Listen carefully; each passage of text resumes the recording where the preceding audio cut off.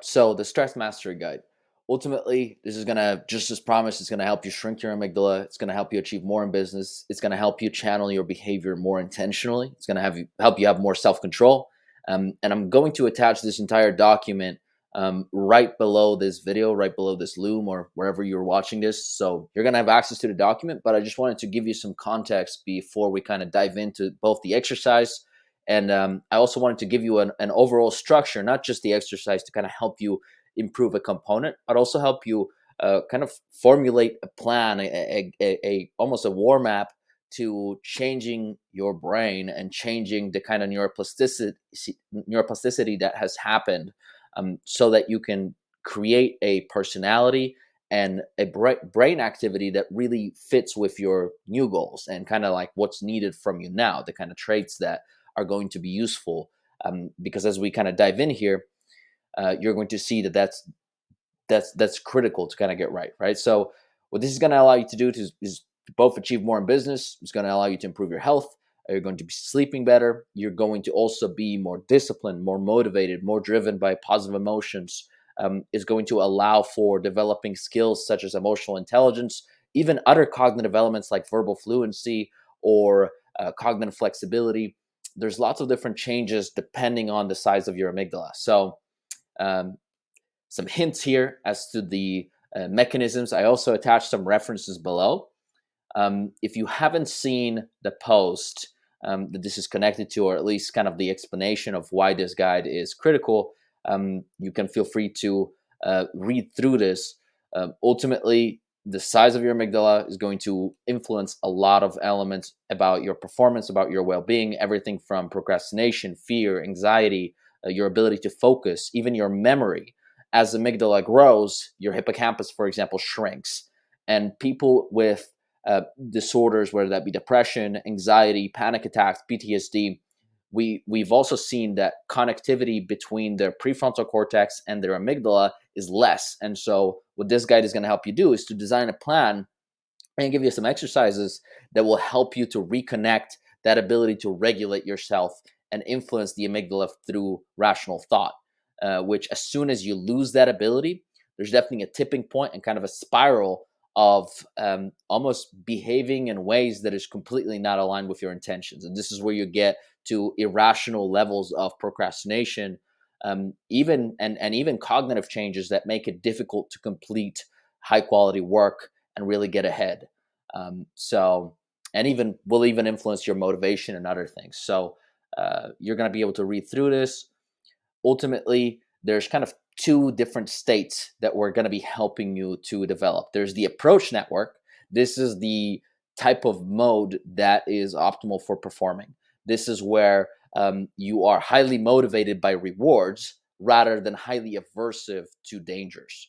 And this is critical because if you are simply focused on the risk, this is going to lead to avoidance, and this is where the other type of state is called the avoidance network. And so they are categorized. The approach network is going to feel effortless to complete tasks, to be social, to do hard things. To even courage is affected by the approach network, right? So if you've been trying to make a bold move, or if you've been trying to attain greater clarity about your goals, those kind of cognitive features of the brain are only accessible to those with the approach network activated. And when the avoidance network is activated, that kind of intentional goal pursuing activities and brain activity is not really accessible. So the approach network is categorized by high serotonin, high dopamine, and low amygdala activity. And you can kind of see here what that might consist of, because it's also going to impact your effort perception, and so your willingness to exert effort to accomplishing goals. It's also going to influence the type of goals you're interested in. So with higher serotonin comes higher interest in long-term goals, whereas when low serotonin plummets, impulsivity goes up. So this is super critical, because even if you look at your screen time right now, or if you were tracking your desktop time, you will see that how you spend your attention is likely far from what's possible. So we're just going to go over the avoidance network. That's categorized by low serotonin, avoidance dominant dopamine. So dopamine both pulls you towards things and moves you away from things. And depending on which mode you find yourself in, dopamine could actually be increasing your desire to distract yourself or increasing your desire to avoid dangers. And so it's really, really critical to get this state right. And as you see here, I describe kind of the avoidance network a little more here. Um, so some key ideas and context for how to get the most out of this guide and also the exercise, and kind of creating a long-term plan for improving the kind of brain you have and the kind of relationship you have with stress, so that you can perform better, improve your health, improve your well-being, and kind of overcome some of the old neuroplasticity that has occurred, throughout life, with whether that be trauma or failures, even discouragement. Right? Like getting discouraged is actually, and kind of the quit response is very, very connected to this. And so if you feel like you've lost motivation, or you don't have the same drive, or you lack the optimism, then this guide is perfect for improving that. So this exercise that I'm going to show you is going to be using a top-down process, meaning that we use the higher order functions of the brain to calm down the bottom-up systems, the more primal systems, and the amygdala. And there is kind of essentially top-down regulation, this ability to use your prefrontal cortex, use advanced features of the brain. It is a critical ability, and it has its place, but it shouldn't be the only tool that you use. We would want to create bottom-up interventions to change how you feel unconsciously. And this is going to be both emotionally, socially, and biologically, right? Like, we do not want to fight, we do not want to over rely on top down tools when, let's say, for example, in both cognitive functions, so the ability to focus, the ability to think, memory, the ability to cope with stress, are also related to, for example, someone's micronutrient status. And so we do not want to try to fight and use top down tools without also optimizing that other element, the biological element, the kind of, there's kind of lots of moving pieces, but you can think about your brain as having two systems that kind of cooperate. There's the top down, meaning almost the conscious, your conscious self, and then there's the bottom up systems that are unconscious. And so we want to use both. That's how we actually make progress. If you rely on only top down or only bottom up system interventions, you're going to have a bad time, and you're not really going to be able to make substantial progress. So we're going to talk about both and kind of help explain how to do them. Now, what you're going to experience from this exercise is that there will be an immediate decrease and improvement in clarity, what you're feeling, and kind of just, going from a chaotic state of mind, if you are in that place, into and you can return to this exercise anytime you find yourself in that place. Like, let's say you have a really hard time at creating clarity, or kind of organizing your mind, you're going to be able to return to this exercise to both calm yourself down and get clearer on what you need to do next. So it will be a step-by-step process of almost going from your prefrontal cortex down into lower parts of your brain, and kind of connecting both with the reality, with the problems you're dealing with, and to kind of create some kind of controllable path, and just identifying even that element of what can I control in that situation and what are the steps that immediately will raise your baseline dopamine, to so that you can go from hopeless or overwhelmed to actually having a path forward. So we will be strengthening the pathways that that exact pathway is connected to being able to cope with stress, being able to cope with challenges, with grit, with high ability to be strategic and adaptive. So it's going to help you in every single way. Weakened connectivity is shown in anyone who essentially suffers with anxiety, depression, panic attacks, learned hopelessness, discouragement, or other kind of mental health or negative emotions issues. So there are many types of stress. I just wanted to give you kind of a expanded idea of what's stressful to a human being. For example, lack of clarity, both on goals and kind of how you're going to solve issues. That's stressful because lack of clarity is chaotic, and as soon as there's chaos, there's a call by your stress response to kind of resolve that. And so that will feel stressful. Having clarity is creates order, and that's calming and motivating. Um, Not making progress, that's going to be stressful. Having suffering from low status, or a status loss, or lacking pride and confidence, right? This is going to be stressful. This is why social media and comparing yourself to um, a ton of peers can create a lot of problems in your serotonin production, and this is going to be stressful, and you're going to become obsessed by your lack of achievement, as well as almost like, because social media won't show you kind of the steps that you would need to take or the circumstances you would have to find yourself in. It also creates this lack of path forward, right? So it's extremely demotivating, discouraging, and that's going to be stressful.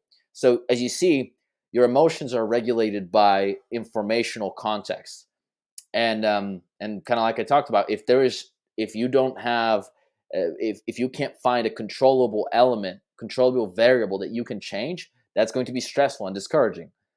Even lack of a vision, and not having kind of a promise for a better future, that's going to be stressful. And there's kind of lots more that could go into this category, but this is why clarity has kind of many levels, and the more clear you are about the important things in life, the less stressed and more motivated you're going to be. And so this is kind of connected to the next step, which is cognitive function and cognitive flexibility are the most predictive of how well you will cope with stress. Um, there's many other variables, and there's skills that you need to develop on top of that cognitive function. But ultimately, that's part of the conclusion of Robert Sapolsky of a book where he was talking about why zebras don't get ulcers. He concluded from his research as well. I mean, decades and decades and decades spent in the neuroscience labs, that's kind of the weapon. And so the clarity element and cognitive function are so related, because cognitive function drives your ability to think. Your ability to think will drive your ability to acquire and continually build and update your clarity. And so, depending on your systems in your life for rebuilding clarity, both clarity on kind of your goals, but then also about yourself, and what you need to change, and your ability to think through what sort of changes are you willing to make, your ability to make yourself ready to make certain sacrifices, your ability to contemplate, reflect, learn from your mistakes, your ability to recall relevant memories and even rewrite them, adjust them. Like, that process is so critical for coping with stress and not letting pathological learning make you less motivated towards things that you should be more motivated towards, and let's say more motivated towards distractions and other coping mechanisms. So this is why you want to protect your cognitive function at all costs. This is why brain fog and cognitive issues immediately. This is why sleep issues and mental health issues are almost 100% connected, because sleep impacts cognitive function, and then in turn you can't think and cope with challenges and problem solve. This is also why brain fog. As soon as you have brain fog, it's very difficult to cope with life. Even not having your memory be as sharp as it could be, and forgetting things is going to leave you less prepared to deal with challenges. And if you even if you fail, if you kind of if the experience of approaching those challenges is really really difficult, you're eventually going to start avoiding that. So another level of clarity that you can attain is kind of about yourself. um, and and that's going to be, for example, the archetypes. And I could kind of spend a lot of time here, but um, when you construct your personality and psyche in the right way, and you engage kind of the four personalities within you, you're going to be experiencing an optimal state for making progress and dealing with stress and dealing with challenges. And the longer you spend time in this state, it's going to be rewiring your brain. And so here's kind of a toolbox for assessing where you're potentially lacking. If your lover is not integrated properly, then you're going to be lacking hope, optimism, connection to your future, to your life, to your purpose, to even your ambition, and just you're simply going to be lacking kind of the interest to engage. If your king or queen is essentially disempowered or discouraged, you're going to be lacking the confidence, the power, the courage, the essentially almost like feeling capable of approaching challenges. And you might even lack decisiveness about what is the next step, right? So you might be stuck in a place of low clarity, um, and risk avoidance, and you might end up just being timid and kind of aiming at not losing rather than actually aiming at winning and betting on yourself. Um, if your magician is not in the right place, you're going to be lacking the kind of strategic and tactical clarity about what you need to do, how you need to do it, the kind of skills that you're going to need to make progress um, and kind of clarity on the process of acquiring new knowledge in the right order, right? Because you could spend a lot of time learning, but if it's irrelevant for the next step, that's actually not very productive. Um, and then your warrior, if you are not able to unlock that commitment in yourself to almost like SWAT like execution and controlling your impulses and resisting distractions and being both disciplined in your rest and in battle, so to say, during production situations, then if you have a hard time with discipline, that could be a warrior problem. If you're lacking clarity, if you are disciplined but you're not making as fast progress as you would like, that's a magician problem, because that's a leverage problem. So ultimately, like this process, for example, requires a lot of reflection, self-awareness, challenging old ideas, and so it requires that you're not just that you're actually able to think. So we're going to be diving into the exercise, but your serotonin levels are going to impact how much you're able to get out of this exercise right now. Your hormones are going to impact kind of your baseline and your starting point. Your digestive health is even going to impact that. Your micronutrient status is going to impact both your ability to think and cope with stress, and even your motivation. For example, even having low dopamine levels when a challenge hits you is actually going to make that kind of responding to stressors and challenges stressful, and is going to make your amygdala light up, and so it regulates that approach versus avoidance network quite a bit. And so the long-term solution is kind of combining both the exercises I'm going to show you here below, but also having preventative tools, right? So not just post upsetness and then going through the exercise, but actually reflecting on what led to the upsetness, and then creating it, using ideas and changes in your almost like your mental model of the world, so that you can remain in an orderly place where these challenges were kind of both predictable, and then you actually wired yourself in a way that makes you capable of responding to those, and you have high confidence in there where you've repaired your serotonin, and you've built the skills needed to kind of approach those problems. So that's going to be kind of the psychological element. This exercise is a good way to get yourself back into a good place. Implementing a meditation practice and learning how to calm yourself down fast is also another tool. And then optimizing your biology is yet another tool. And then actually implementing frameworks for making really good progress in your health, your well-being, with your in your relationships and in your career or business, and making sure that you are able to channel your attention effectively and have good performance in those areas. That's really how you start to kind of rewire the whole, right? So yeah, if you resonate with that, I'm going to be diving into the exercise here. But if you would like help in taking things to the next level and utilizing one-on-one feedback, and actually having someone look at your specific situation, your goals, the type of anxiety, type of emotions that you're dealing with, or the type of challenges that you're dealing with, and you want to take your performance to the next level, your health, and kind of everything that we talked about, feel free to book a time here. But let's dive into the exercise. So you're going to be able to, again, you're going to have the link to this exercise right below. And what I would probably encourage you to do is, write this, kind of write out the answers to some of these questions, either in your notes or on your notebook, and kind of go through this process. And you're going to notice that I'm slowing down here and slowing down my brainwaves, because to To turn internal, you need slower brainwaves. To kind of focus on the outside world, you're going to need faster brainwaves.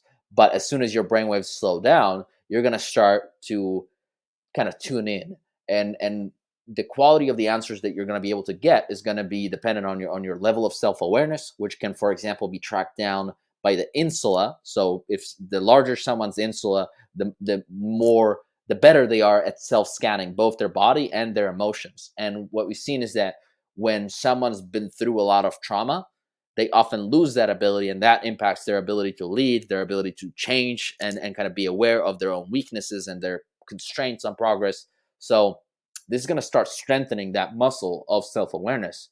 But how much it's going to be able to help in this particular moment, that's going to depend on kind of how you're coming into this situation.